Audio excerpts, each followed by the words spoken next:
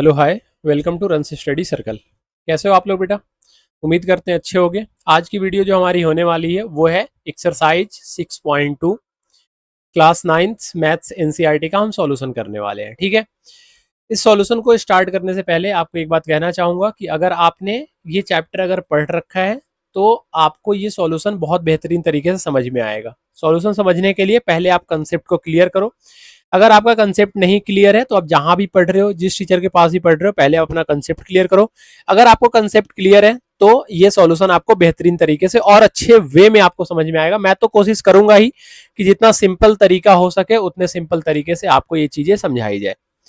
फिर से स्वागत है आपका इस चैनल में। अगर आपने चैनल को सब्सक्राइब नहीं किया है तो बेटा पहले चैनल को सब्सक्राइब कर लो, दोस्तों में शेयर कर दो और लाइक कर दो वीडियो को। ठीक है, चलो क्वेश्चन को देखते हैं, ज्यादा बातें नहीं करते हैं, क्वेश्चन में आते हैं। बोल रहा है in figure 6.3 if A B parallel to C D. अच्छा जी, बोल रहा है 6.3 फिगर में जो ए बी है वो सी डी के पैरेलल है। ये जो ए बी आपको दिखाई दे रहा है, ये जो लाइन दिखाई दे रहा है, एक मिनट रुक जाओ, मैं यहां से दिखाता हूं आपको। मैं ये बोल रहा हूं ये जो ए बी लाइन है ये सी डी के पैरेलल है। ठीक है जी, और सी डी किसके पैरेलल है? ई एफ के। ये जो सी डी लाइन है वो ई एफ के पैरेलल है। आप मुझे बताओ, एक बात बताओ आप मुझे कि अगर बेटा अगर ए बी पैरेलल है सी डी के और सी डी अगर पैरेलल है ई एफ के, दैट मीन्स ए बी जो होगा वो पैरेलल होगा ई एफ के। भाई एक बात बताओ, ए बी सी डी के पैरेलल है, सी डी ई एफ के पैरेलल है, तो ए बी जो होगा वो ई एफ के पैरेलल होगा। ये बात तो आप मानते हो। क्वेश्चन में क्या दे रखा है? y रेशियो जेड का वैल्यू दे रखा है 3:7। आपको मैंने बता रखा है कि जब भी रेशियो दे आप लेट कर लो, let the angle ratio, let the angle ratio be x. Angle का रेशियो क्या लेट करना है? एक्स। जैसी बेटा आप एंगल का रेशियो एक्स लेट करोगे y इज इक्वल टू कितना हो जाएगा आपका? अच्छा एक्स नहीं लेट करते क्योंकि एक्स की वैल्यू तो हमें निकालनी है ना, तो एक्स नहीं लेट करते हैं, एक्स की जगह पे हम कुछ और लेट कर लेते हैं, है ना। एक्स नहीं लेट करके एक्स की जगह पे हम कुछ और लेट कर लेते हैं। मान लो एक्स की जगह पे हमने लेट कर लिया p, तो y इज इक्वल टू कितना हो जाएगा बेटा? 3p, और z इज इक्वल टू कितना हो जाएगा? 7p। ये आप मानते हो। क्वेश्चन में क्या निकालना है? हमें x निकालना है। अब आप मुझे बताओ कि अगर मैं एक सेकंड के लिए भूल जाऊं कि बीच में सी डी कोई लाइन है, देखना ध्यान से। अगर मैं बोल रहा हूं कि ये ए बी है और ये ई एफ है, ध्यान से सुनना मैं क्या बोल रहा हूं। मैं बोल रहा हूं ये ए बी है और ये ई एफ है, ए बी और ई एफ है, और ये एक ट्रांसवर्सल लाइन ऐसे कट करके चला गया, तो आप बोलोगे भैया ये वाला जो एंगल है ना, ये जो एंगल आप बना रहे हो वो इधर वाले एंगल के बराबर होगा। कैसे? अल्टरनेट इंटीरियर से बराबर होगा। भाई ये दोनों कैसे होगा? अल्टरनेट इंटीरियर से होगा। इसका मतलब मैं लिख सकता हूं बेटा कि एंगल जो एक्स होगा वो इक्वल होगा एंगल जेड के। भाई एंगल जो एक्स होगा वो इक्वल होगा एंगल जेड के। कैसे? Alter net interior angle. समझ में आ रहा है सबको? अल्टरनेट इंटीरियर एंगल से बराबर होगा। फिर मैंने बोला कि बेटा देख यहाँ पे क्या एक्स और वाई में कोई कॉम्बिनेशन है? तो आप बोलोगे हाँ, एक्स और वाई का जो कॉम्बिनेशन है वो क्या है? Angle on a same side है, और इसको हम बोलते हैं को इंटीरियर एंगल। और आप जानते हो कि सम ऑफ को इंटीरियर एंगल कितना होता है? 180 डिग्री। तो बेटा एंगल एक्स और एंगल वाई को ऐड करने पे कितना आएगा? 180 डिग्री। एंगल एक्स और एंगल वाई को ऐड करने पे कितना आएगा बेटा? 180 डिग्री आएगा। इतना तो आप समझते हो। अब इसी को हम बोलते हैं बेटा सम ऑफ को इंटीरियर एंगल। क्या बोलते हैं इसको?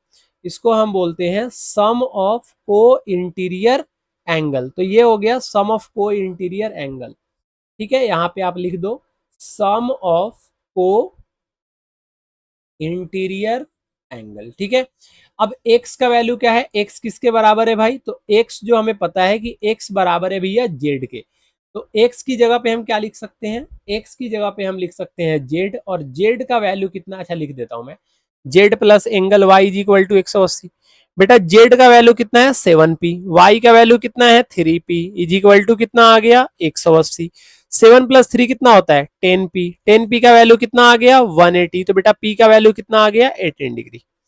p का वैल्यू कितना आ गया? 18 डिग्री। तो यही वैल्यू मत लिख देना। y का वैल्यू कितना आएगा? अगर p का, अगर मान लो x की जगह पे y और z पूछता तो बेटा p का वैल्यू अगर 18 आया तो y का वैल्यू कितना आ जाएगा? 3 इंटू 18। जेड का वैल्यू कितना आ जाएगा 3 × 18। 3 × 18, अरे नहीं जी 7 × 18, क्योंकि 7p है ना जेड। अरे जेड कितना है 7p है, तो 7 × 18, 18 7 जा कितना होता है पता है आपको 126। 18 3 जा कितना होता है 54, आपको पता है एक्स और जेड बराबर है, तो ये वाई कितना आ गया, वाई आ गया आपका 54, ये आ गया आपका 126, तो ये भी कितना हो जाएगा 126। तो आप लिख दोगे एक्स इज इक्वल टू कितना आ गया 126 डिग्री। नेक्स्ट क्वेश्चन पे आते हैं, फटाफट करते हैं, अब ज्यादा टाइम ले लिया इसमें, है ना, मैं थोड़ा सा ज्यादा आपको समझाने लग गया। फटाफट यहाँ पे आते हैं, देखो क्या बोल रहा है, एंगल जीईडी 126 डिग्री है। जीईडी का मतलब होता है बेटा ये पूरा एंगल, जीईडी का मतलब ये पूरा एंगल होता है। अच्छा एक बात बताओ, जीईडी इज इक्वल टू कितना लिखा हुआ है 126 डिग्री लिखा हुआ है। अरे लिखा हुआ है 126 डिग्री, आप मुझे बताओ जीईडी कब आएगा, जब आप इस वाले एंगल में इस वाले एंगल को प्लस करोगे, मतलब जीईएफ में अगर आप एफईडी प्लस करोगे, ध्यान से सुनना, अगर मैं बोलूं बेटा कि जीईडी, आप बोलोगे भैया जीईडी का मतलब ये वाला एंगल, फिर मैं बोलूंगा भैया एफईडी, तो आप बोलोगे एफईडी का ये वाला एंगल, और इन दोनों को मिला के पूरा एंगल बन रहा है नहीं बन रहा, क्या इन दोनों एंगल को मिला के पूरा एंगल बन रहा है कि नहीं बन रहा, आप मानते हो आप ये बात, तो ये हो गया angle F E D is equal to कितना आ जाएगा 126 डिग्री। आपको पता है बेटा कि जीईडी का वैल्यू हमें निकाल, अगर हम चाहें तो यहां से निकाल सकते हैं, क्योंकि एफ ई डी का वैल्यू 90 डिग्री दे रखा है, इज इक्वल टू कितना आ गया 126 डिग्री। तो एंगल जो जी ई डी होगा वो कितना हो जाएगा आपका 36 डिग्री, क्योंकि 90 जाके बेटा उधर की तरफ माइनस हो जाएगा, तो 126 में से 90 जाएगा तो कितना आ जाएगा 36 डिग्री। तो जीईडी आ गया 36 डिग्री। क्या जीईडी कहीं निकालना था हमें, जीईडी 36 नहीं आएगा, sorry, I apologize for this, my mistake. GED नहीं होगा बेटा, ये जीईएफ होगा। क्या होगा ये जीईएफ, जीईएफ, जीईएफ। तो जीईएफ कितना आ गया 36 डिग्री आ गया। सेकंड हमें क्या निकालना है, जीएफ निकाल लिया, एजीई निकालना है। अब एजीई ढूंढो, एजीई कहाँ है भाई, एजीई, एजीई, आप मुझे बताओ, ये रहा एजी। अगर दो लाइन बेटा एक दूसरे के पैरेलल हैं और ये ट्रांसवर्सल कट करता है, तो आपको पता है ये वाला एंगल और ये वाला एंगल बराबर होता है अल्टरनेट इंटीरियर से। मतलब मैं बोल सकता हूं कि एंगल जो ए जी ई होगा वो इक्वल होगा एंगल जी ई डी के। भाई ये जो पूरा एंगल है वो इस पूरे एंगल के बराबर होगा। आप बोलोगे ऐसा कैसे, तो भाई पैरेलल लाइन और ट्रांसवर्सल के बीच का एंगल पैरेलल लाइन और ट्रांसवर्सल के बीच के एंगल के बराबर होता है। जैसे ये पैरेलल लाइन है दोनों और ये ट्रांसवर्सल कट कर रहा है, तो ये पैरेलल और ये ट्रांसवर्सल, इसके बीच का जो एंगल है वही एंगल यहाँ पे पैरेलल और ट्रांसवर्सल के बीच में बनना चाहिए, ठीक है। तो पैरेलल ये वाली लाइन हो गई आपकी, ट्रांसवर्सल ये वाली लाइन हो गई, इसके बीच का एंगल, पैरेलल ये वाली लाइन है और ट्रांसवर्सल ये वाली लाइन है, इसके बीच का एंगल दोनों आपस में बराबर होने चाहिए। तो बेटा ए जी ई का वैल्यू कितना आ गया, ए जी ई आपका आ गया 126 डिग्री। आप बिना लिखे भी इसको कर सकते हैं सॉल्व, क्योंकि पेपर के लिए आप कर रहे हो, आप सॉल्यूशन बकायदा अलग से आप इसीलिए वीडियो को देख रहे हो क्योंकि आपको इसका सॉल्यूशन चाहिए, इसलिए मैं पूरा लिख रहा हूँ, तो डायरेक्ट आप कर सकते थे इसको। एफ जी ई निकालना है। अब एफ जी ई निकालने के बहुत सारे तरीके हैं, बट मैं सिंपल तरीका आपको बताऊंगा कि बेटा मुझे एक बात बताओ, ये पूरा एंगल 180 होगा, तो आपने बोला हाँ जी भैया बिल्कुल होगा 180, क्योंकि लीनियर पेयर से 180 होता है। मैंने बोला बेटा अगर ये लीनियर पेयर से 180 है, मतलब ये और ये ऐड करने पे इन दोनों एंगल को 180 डिग्री आएगा। इसका मतलब मैं लिख सकता हूं कि angle A G E plus angle F G E is equal to 180 आएगा। अब हमें किसका वैल्यू निकालना है, एफ जी ई का, तो F G is equal to कितना हो जाएगा 180 और माइनस ए जी, प्लस ए जी इधर आएगा तो क्या हो जाएगा माइनस ए जी, और ए जी का वैल्यू कितना है 126। तो बेटा 180 में से 126 माइनस होगा, कितना आ जाएगा 54 डिग्री, और यही आपका आंसर है। क्लियर है, समझ में आया। नेक्स्ट क्वेश्चन पे आते हैं। देख बेटा ऐसे क्वेश्चन में ना जब आप अल्टरनेट इंटीरियर नहीं लगा सको, कुछ भी नहीं कर सको, तो आप एक काम कर लेना, मैं बता रहा हूँ ध्यान से सुन लो। आप एक काम कर लेना, आप एक काम कर लेना, आप पता है क्या करना, आप एक पैरेलल लाइन ड्रॉ कर सकते हो। इस क्वेश्चन को मैं दो तरीके से कर सकता हूँ, बट दो तरीके से करने की बजाय मैं आपको सिंपल वाला तरीका बताता हूँ। वैसे तो ये क्वेश्चन हो सकता है, दो तरीके से क्वेश्चन हो सकता है, बट फिर भी आप देखो, आप यहाँ पे ध्यान दो, जो चीजें आपको मैं समझा रहा हूँ। मैं ये बोल रहा हूँ बेटा कि आपके बुक में भी जैसे दे रखा है कि मैं ना एक लाइन ड्रॉ कर रहा हूँ, एक पैरेलल लाइन ड्रॉ कर रहा हूँ आर से, ठीक है। मैं कंस्ट्रक्ट एक लाइन कर रहा हूँ पैरेलल लाइन, यहाँ पे मैं कंस्ट्रक्शन लिख दे रहा हूँ। कंस्ट्रक्शन, मैं एक पैरेलल लाइन ड्रॉ कर रहा हूँ। कंस्ट्रक्शन क्या है बेटा? Draw a parallel line. लिखो मेरे साथ, draw a parallel line parallel to, draw a parallel line from, है ना, draw a parallel line, draw a parallel line from, कहां से बेटा? फ्रॉम आर टू, एस हो चुका है, टी हो चुका है, तो आर टू ए ले लो। R to A, draw parallel line from R to A parallel to, parallel to P Q and H T, ठीक है। दोनों के पैरेलल मैंने एक आर ए लाइन ड्रॉ कर लिया, ठीक है। क्या कर लिया मैंने? दोनों के पैरेलल एक आर पॉइंट से एक आर ए लाइन ड्रॉ कर लिया, ठीक है। अब मेरी बात ध्यान से सुनो, अब मेरी बात ध्यान से सुनना। अगर मैं बोल रहा हूं बेटा कि पी क्यू जो है वो पैरेलल है आर ए के, ये मैंने अभी कंस्ट्रक्ट किया है। अगर पी क्यू आर ए के पैरेलल है और क्यू आर एक ट्रांसवर्सल है, Q R is a transversal, ठीक है। क्यू आर क्या है? ट्रांसवर्सल है। ये जो आप नीचे लाइन देख रहे हो, ये लाइन मैं बोल रहा हूँ कि पी क्यू के पैरेलल है और ये एक ट्रांसवर्सल है, ये वाला लाइन। तो आपको पता है कि ये वाला जो एंगल होगा, ये जो एंगल है और ये जो एंगल है, इसको हम बोलते हैं सम ऑफ को इंटीरियर एंगल। और आपको पता है बेटा कि angle P Q are plus angle Q Q R, और यहां पे अगर मैं बोल दूं बी, ठीक है, R to A B parallel to P Q and S T, तो Q R B is equal to कितना आ जाएगा? 180 डिग्री। क्या बोलोगे? सम ऑफ को इंटीरियर एंगल, ठीक है जी। तो अगर मैं यहां से बेटा पी क्यू आर का वैल्यू 110 दे रखा है, तो मैं क्यू आर बी का वैल्यू निकाल सकता हूं। कितना? 180 माइनस 110, कितना आ जाएगा बेटा? 70 डिग्री, ठीक है। अगर आप सिमिलरली देखोगे, सिमिलरली ऐसे ही बिल्कुल, तो आपको समझ में आएगा कि भैया एस टी जो है वो पैरेलल है ए आर के, और अगर एस टी अगर ए आर के पैरेलल है, इसका मतलब एंगल टी एस आर जो होगा वो इक्वल होगा एंगल एस आर ए के, बराबर होगा।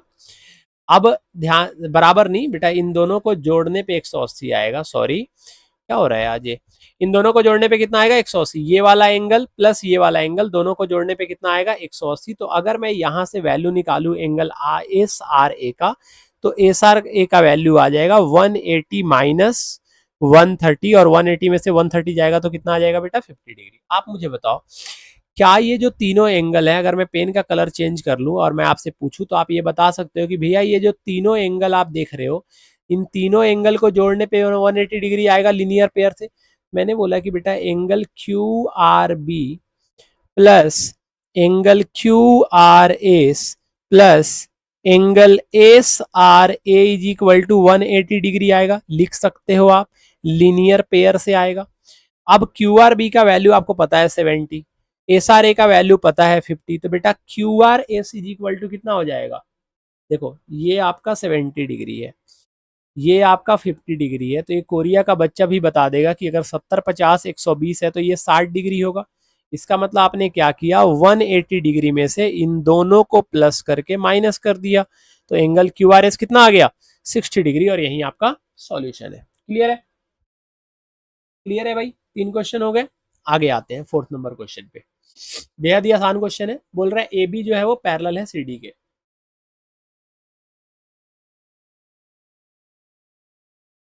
ए बी किसके पैरेलल है? सी डी के। एक सेकंड के लिए अगर आप इस क्वेश्चन को नहीं भी सोचोगे ना, फिर भी आप इस क्वेश्चन को कर लोगे।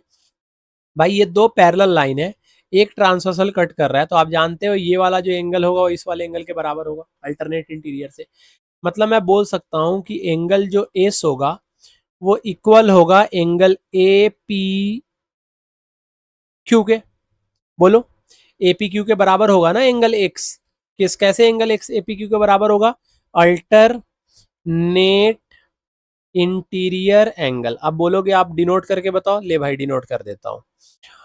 हाँ हाँ हाँ हाँ, मैं बोल रहा हूँ ये वाला एंगल, ये वाला एंगल और ये वाला एंगल, ये दोनों एक दूसरे के क्या हैं, अल्टरनेट इंटीरियर है या नहीं है? तो आप बोलोगे हाँ जी बिल्कुल है। तो अगर एक्स बेटा अगर 50 डिग्री है, अगर सॉरी अगर एपी क्यू अगर 50 डिग्री है तो बेटा एंगल एक्स भी 50 डिग्री होगा। आप ये बात मानते हो? तो एक एंगल तो हमें फाइंड हो गया कि ये 50 डिग्री है, ठीक है जी।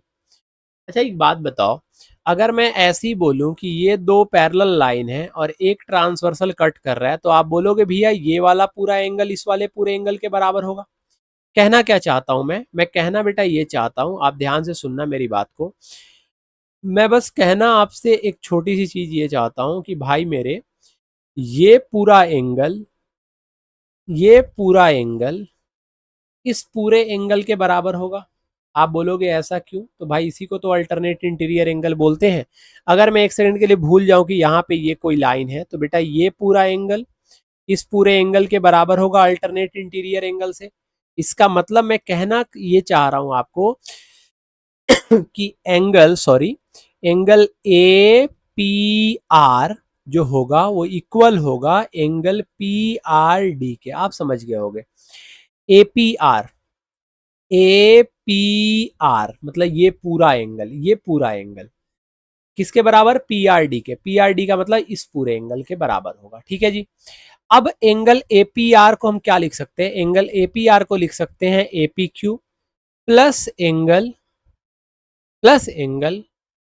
ए P Q plus angle Q P R plus angle Q P R is equal to कितना आ जाएगा बेटा? 127 डिग्री। 127 डिग्री। तो बेटा एपी क्यू का अगर तो वैल्यू 50 दे रखा है, तो एंगल अगर हमें क्यू पी आर निकालना है तो हम क्या करेंगे? 127 में से माइनस कर देंगे 50 को, तो एंगल क्यू पी आर कितना आ जाएगा बेटा? 7 और ये 7, 77 डिग्री आ जाएगा। तो एक तो y का वैल्यू कितना हो जाएगा? 77 डिग्री। क्यों? क्योंकि क्यू पी आर ही तो y है। अरे भाई क्यू पी आर ये वाला एंगल की तो बात कर रहा है, और ये वाला एंगल कितना दे रखा है? हमारा y दे रखा है। तो y का वैल्यू कितना आ गया?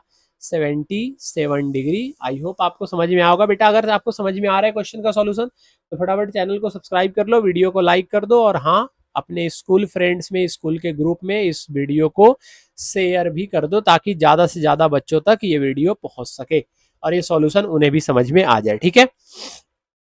और अगर आप मेरे से मैथ्स पढ़ना चाहते हो, अगर आप चाहते हो कि स्पेशल आप मेरे से मैथ्स पढ़ो, तो उसके लिए आपको एक काम करना है।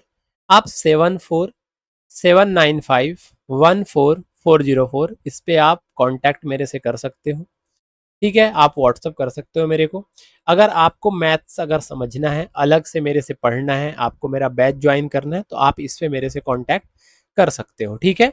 आपको बिल्कुल शुरू से गणित सिखाया जाएगा। आपको अभी तक समझ में कुछ आया नहीं आया उससे कोई फर्क नहीं पड़ता। अभी भी आपके पास 4-5 महीने बचे हुए हैं 9th क्लास खत्म होने। अभी भी ध्यान से पढ़ ले बेटा, क्योंकि 9th अगर आपका अच्छा होगा तो 11th में भी आपका आप अच्छा करोगे, आप 10th में भी अच्छा करोगे। क्योंकि अगर आपका 9th ही डिफिकल्ट होगा, आपको लाइन्स ही समझ में नहीं आएंगे, आपको ट्रायंगल ही नहीं समझ में आएंगे, तो फिर बेटा 10th क्लास में आपको बहुत दिक्कत आएगी। और जो आपके भाई बहन जो बड़े हैं आपसे, जो 10th क्लास में, 11th क्लास में, 12th क्लास में, उनके पास आप ये चैनल को शेयर कर सकते हो और ये नंबर उनको बता सकते हो अगर उन्हें मैथ सीखना है तो। और 15 अगस्त से यहाँ पे बैच स्टार्ट होगा, फ्री बैच स्टार्ट होगा इस चैनल पे। आप जिस क्लास में उस क्लास के भी, 10th का भी और 11th का भी और 12th का भी, पूरा का पूरा मैथ्स कवर करवाऊंगा, साइंस कवर करवाऊंगा, 5 महीने के अंडर में कवर करवाऊंगा आपके पेपर से पहले। तो आप यहाँ पे आके रेगुलर बेसिस पे आप क्लास यहाँ पे ले सकते हो। जैसे आप कोचिंग जाते हो, आप ट्यूशन जाते हो, ठीक उसी तरीके से समझ के, बस ये ऑनलाइन फॉर्म में होगा, आप यहाँ पे क्लास ले सकते हो। आपको हर एक चीज यहाँ पे बताया जाएगा। आते हैं बेटा 5th नंबर क्वेश्चन पे। क्वेश्चन को पढ़ते हैं। क्वेश्चन क्या बोल रहा है, आप ये नंबर नोट कर लो फटाफट। क्वेश्चन को पढ़ते हैं। बोल रहा है इन फिगर क्या बोल रहा है? In figure 6.27, in figure 6.27 PQ and RS are two mirror. दोनों एक दूसरे के पैरेलल रखे हुए हैं। PQ RS क्या है बेटा? दो मिरर है, दोनों एक दूसरे के पैरेलल रखे हुए। एक इंसिडेंट रे आता है AB पे, strike mirror PQ at B। एक इंसिडेंट रे आता है AB, ये एक इंसिडेंट रे है जो जाके PQ पे टकराता है B पॉइंट पे। किस पे टकराता है? B पॉइंट पे। बोल रहा है फिर वहां से रिफ्लेक्ट करता है तो ये रिफ्लेक्टेड रे है, नीचे जा रहा है, फिर नीचे भी मिरर है तो फिर से ये टकराएगा, और फिर से ये टकराने के बाद वापस ऊपर चला जाता है। यही क्वेश्चन बोल रहे हैं आपको प्रूफ करना है कि ये जो ए बी है वो पैरेलल है सी डी के। ये आपको प्रूफ करना है कि ए बी पैरेलल है सी डी के। क्वेश्चन में दे रखा है कि पी क्यू जो है वो पैरेलल है आर एस के, मिरर दोनों पैरेलल है, और आपको प्रूफ करना है कि ये जो दोनों लाइन है, एक इंसिडेंट रे पहले वाले का और रिफ्लेक्टेड रे दूसरे पॉइंट पे, ये दोनों आपस में पैरेलल है, आपको प्रूफ करना है। बेटा इसको प्रूफ करने के लिए आपको कुछ कंस्ट्रक्शन करना पड़ेगा। आपको क्या करना पड़ेगा, देखो मेरी बात ध्यान से सुनो। आप याद करो 8 क्लास, ये मिरर होता था आपका, प्लेन मिरर, यहां से एक लाइट रे इंसिडेंट करता था यहाँ पे, तो इसको हम बोलते थे इंसिडेंट रे। फिर यहां से ये रिफ्लेक्ट करके चला जाता था, इसको बोलते हैं रिफ्लेक्टेड रे। अब हम क्या करते थे, अगर हमें एंगल ऑफ रिफ्लेक्शन निकालना है और एंगल ऑफ इंसिडेंस और एंगल ऑफ रिफ्लेक्शन निकालना है, तो हम क्या करते थे, जहां पे इंसिडेंट रे और रिफ्लेक्टेड रे दोनों एक दूसरे से मिले हैं, जिस पॉइंट पे दोनों गिरे हुए हैं, इंसिडेंट रे जहां पे फॉल किया है, वहीं पे हम एक नॉर्मल ड्रॉ करते हैं। नॉर्मल का मतलब है कि हम वहां पे एक 90 डिग्री ड्रॉ करते हैं। अब 90 डिग्री जब ड्रॉ करते हैं तो बेटा इंसिडेंट रे और नॉर्मल रे, इनके बीच के हम एंगल को बोलते हैं एंगल आई, मतलब एंगल ऑफ इंसिडेंस, और नॉर्मल रे और रिफ्लेक्टेड रे के एंगल के बीच को बोलते हैं एंगल आर, मतलब एंगल ऑफ रिफ्लेक्शन। और आपको पता है बेटा लॉ ऑफ रिफ्लेक्शन में आपने पढ़ा था कि एंगल आई जो होगा वो एंगल आर के बराबर होगा। ठीक है, आया समझ में। तो मैं यहाँ पे क्या कर रहा हूँ, मैं दो नॉर्मल रे ड्रॉ कर रहा हूँ। एक नॉर्मल रे मैंने बी पॉइंट से ड्रॉ किया जिसका नाम मैंने एम दे दिया, और एक नॉर्मल रे सी पॉइंट से डिनोट किया जिसका नाम मैंने एन दे दिया। मतलब मैंने क्या किया, दो नॉर्मल ने ड्रॉ किया। तो यहाँ पे लिख देना construct B M and C M. Construct B M and C M, नहीं बेटा सी एन, सी एम नहीं सी एन, सी एम नहीं सी एन। तो B M and C N are two normal ray, are two normal ray, कहां पे, on vertices, कहां पे बेटा, B and C, B and C. ठीक है, अब मेरी बात ध्यान से सुनो, अगर ये दोनों, अगर बी और सी पे अगर ये दो पैरेलल है, इसका मतलब ये वाला एंगल और ये वाला एंगल दोनों आपस में बराबर होंगे।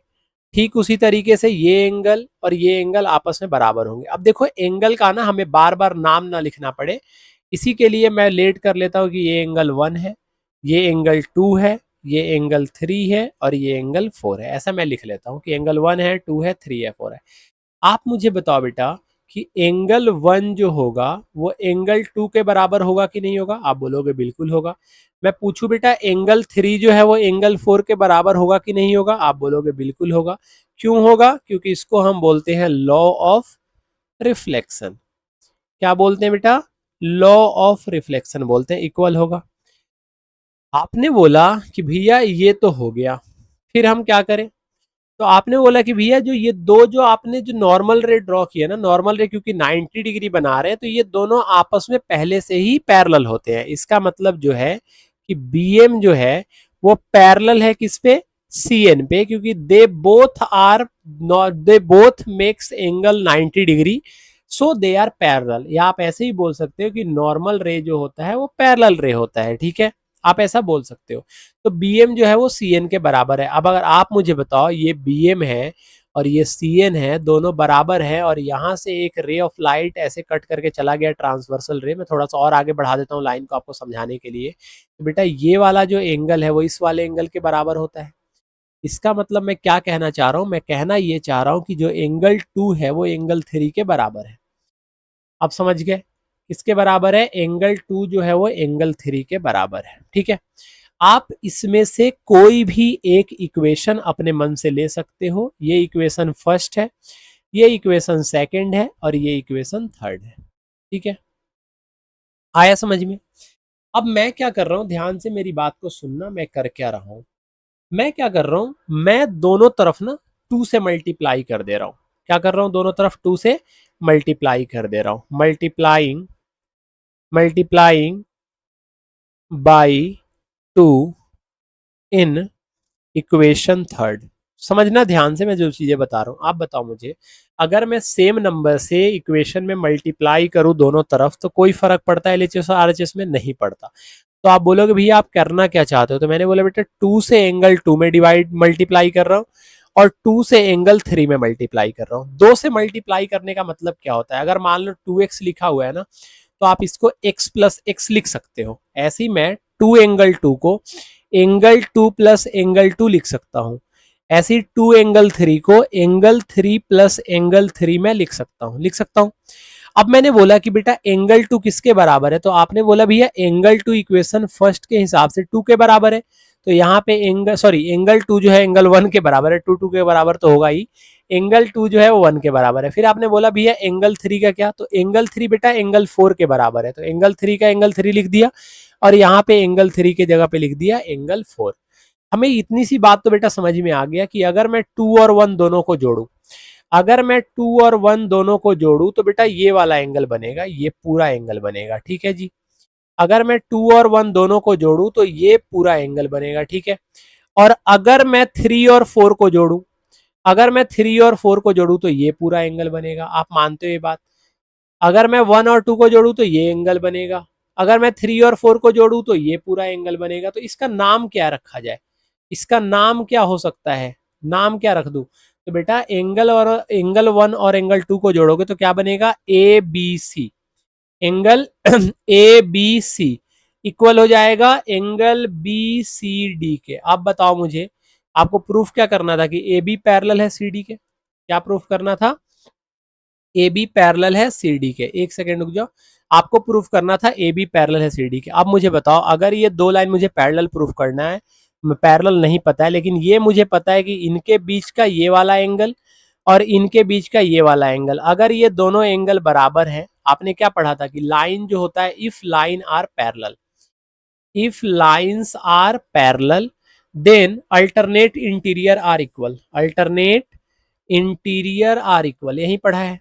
अब इसका मैं आपसे पूछूं बेटा कन्वर्ज क्या होगा, कन्वर्ज का मतलब होता है उल्टा, तो आप बोलोगे if alternate interior angle are equal, if alternate interior angle are equal, अगर अल्टरनेट इंटीरियर एंगल इक्वल है then lines are parallel. Lines कैसे हो जाएंगे बेटा, पैरेलल हो जाएंगे। अगर अल्टरनेट इंटीरियर एंगल इक्वल है तो लाइंस क्या हो जाएंगे, पैरेलल हो जाएंगे। तो वही तो मैं कहना चाहता हूं कि अगर ए बी सी अगर बी सी डी के बराबर है तो आप लिखोगे since alternate interior angle are equal, alternate interior angle are equal, आप लिख लेना बेटा, alternate interior angle are equal they so A B is parallel to C D. और यही हमें प्रूफ करना था और हमने प्रूफ कर दिया। थोड़ा सा आपको समझ नहीं आएगा, मैं फिर से समझा देता हूँ। देखो, ये क्वेश्चन प्रूफ करने के लिए मैंने क्या किया, यहाँ पे एक नॉर्मल ड्रॉ कर दिया था और एक यहाँ पे नॉर्मल ड्रॉ, सीधी लाइन नहीं है बट समझ लेना, ये नॉर्मल दोनों ड्रॉ किया था। मैंने क्या किया, इसको एंगल 1 लेट किया, 2 लेट किया, 3 लेट किया, 4 लेट किया। एंगल 1 बराबर होगा एंगल 2 के, एंगल 3 बराबर होगा एंगल 4 के और एंगल 2 बराबर होगा एंगल 3 के। अल्टरनेट इंटीरियर, ये दोनों लॉ ऑफ रिफ्लेक्शन हो जाएंगे, लॉ ऑफ रिफ्लेक्शन, और ये हो जाएगा अल्टरनेट इंटीरियर एंगल। मैंने क्या किया, जो थर्ड वाला इक्वेशन था इसमें 2 से मल्टीप्लाई कर दिया, तो इसको मैंने 2 बार इधर लिख दिया और इसको 2 बार इधर लिख दिया, angle 3 plus angle 3। Angle 2 angle 1 के बराबर है तो एंगल 2 की जगह पे एंगल 1 लिख दिया, plus angle 2 is equal to angle 3 plus angle 4। Angle 3 और एंगल 4 मिलके कौन सा एंगल बन रहा था, तो एंगल बीसीडी। एंगल 1 और एंगल 2 मिलके कौन सा एंगल बन रहा था बेटा, एंगल ए बी सी। आप देख लेना आपको बुक में और कॉपी में, ए बी सी। ठीक है। और आवाज को ध्यान से सुनना, अगर यहाँ पे समझ नहीं आएगा तो फिर भी आपको समझ तो आ जाना चाहिए, कुछ नहीं था इस क्वेश्चन में। तो एबीसी किसके बराबर हो गया, बीसीडी के। और एबीसी अगर बीसीडी के बराबर हो गया तो आप ये लाइन लिख दोगे कि since alternate interior angle are equal so A B parallel to C D. तो ए बी किसके पैरेलल हो जाएगा, सी डी के पैरेलल हो जाएगा बेटा। और ये सारे क्वेश्चन हमारे हो गए खत्म। आई होप आपको समझ में आया होगा सब कुछ अच्छे तरीके से। ये पहला क्वेश्चन है, ये सेकंड क्वेश्चन था, ये थर्ड क्वेश्चन का सॉल्यूशन था, ये फोर्थ था और ये फिफ्थ था। ठीक है। उम्मीद करते हैं बेटा सब कुछ समझ में आया होगा। अगर ऐसी सब कुछ समझ में आ रहा है तो चैनल को सब्सक्राइब कर लो। वीडियो को लाइक कर दो और दोस्तों में शेयर जरूर करो। सब्सक्राइबर अभी कम है, सब्सक्राइबर को बढ़ाओ, थोड़ा सा सपोर्ट दिखाओ ताकि मैं और मोटिवेट होकर आपके लिए और चैप्टर के सॉल्यूशन ही नहीं बेटा, ये चैनल सिर्फ सॉल्यूशन के लिए नहीं है, चैनल आपको क्वेश्चन समझाने के लिए, आपको टॉपिक बताने के लिए। वो मैं करवाऊंगा, अगस्त से आपका स्टार्ट होगा इस पे बैच, तो आप उस टाइम ज्वाइन करके कर सकते हो। अभी आपका क्या चल रहा है, सिर्फ एनसीईआरटी के सॉल्यूशन चल रहे हैं, तो आप इसे कवर कर लो। इसके बाद में जो भी चैप्टर है उसको बकायदा पूरी तरीके से पढ़ाया जाएगा, ठीक है, शुरू से लेके लास्ट तक आपको एक चीजें समझाया जाएगा, एक एक चीजें पढ़ाया जाएगा, और आपका जो सिलेबस है वो आपको पेपर से पहले कंप्लीट मिलेगा। अगर आप इस चैनल से जुड़ जाते हो तो फटाफट से जुड़ जाओ। और आपको नंबर मैंने बताया ही है, अगर आपको गणित अलग से सीखना है मेरे से, तो आप इस नंबर पे मेरे से कांटेक्ट कर सकते हो, आपको सारी डिटेल यहाँ पे मिल जाएगी और आप मेरे से मैथ्स सीख सकते हो। बिल्कुल बेसिक से सिखाऊंगा और एक अच्छे वे में सिखाऊंगा कि मैथ आपको लगेगा कि हाँ इतना भी डिफिकल्ट नहीं होता है। मिलते हैं बेटा नेक्स्ट वीडियो में, नेक्स्ट क्वेश्चन के नेक्स्ट सॉल्यूशन के साथ या नेक्स्ट टॉपिक के साथ। Till then tata, bye bye.